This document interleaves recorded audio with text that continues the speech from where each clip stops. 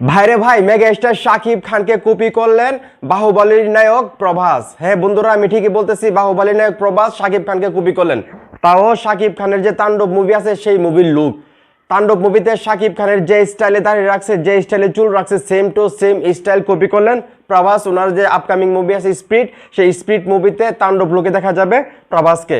আমি দেখেন ছবি দিয়ে রাখছি, বিশ্বাস না করলে সেই ছবিটা আপনারা মিলিয়ে দেখেন। এখন আপনারা অনেকেই বলবেন যে প্রভাস তো শাকিব খানকে হয়তো চিনে না, বা শাকিব খানের তাণ্ডব মুভিকে আর প্রভাস দেখছে। আপনারা অনেকেই বলবেন আছেন, হ্যাঁ আমিও সেটা বলি, প্রভাস হয়তো বা শাকিব খানের তাণ্ডব মুভি দেখে নাই। এই লুকটা হয়তো বা প্রভাসের যে মেকআপ আর্টিস্ট আছে ওনারা হয়তো এই লুকটা দিয়েছে।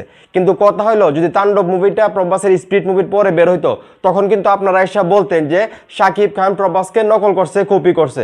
এটা তো স্বাভাবিক। শাকিব খান একটা শার্ট পরলো আপনাদের সমস্যা হয়, আপনারা এসে বলেন যে এই শার্টটা তো শাহরুখ খান পরছে, এই শার্টটা তো টম ক্রুজে পরছে, এরকম এসে বলেন, ঠিক না? মানে কপি কপি বলেন। তো সেই জায়গা থেকে এখন তো সাকিবিয়ান যারা আছে তারা বলতেই পারে যে শাকিব খানকে কপি করলো বাহুবলীর নায়ক প্রভাস, ঠিক না? আপনাদের কথা মতে আর কি। কারণ এটা যদি শাকিব খান যদি এখন স্পিড মুভির পরে তাণ্ডব মুভিটা আসতো এবং সেম লুকটা থাকতো, মানে মিলা যেত হুবহু প্রভাসের সঙ্গে, তখন আপনারা এসে চিল্লে গলা ফাটাইতেন, ফেসবুকে পোস্ট করতেন, ভাইরাল করতেন যে শাকিব খান প্রভাসকে নকল করছে, স্পিড মুভির লুক নকল করছে, তাণ্ডব, এরকম বলতেন।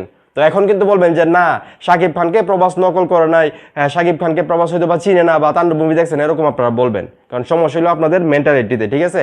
শাকিব খান যা করে তাতেই আপনাদের সমস্যা হয় ভাই। মানে এভাবে আসলে বিচার বিবেচনা করা যায় না কোনো কিছুতে।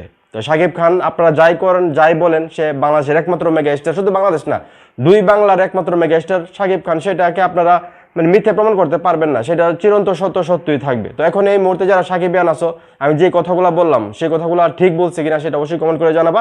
ভিডিওটা ভালো লাগলে অবশ্যই শেয়ার করবা।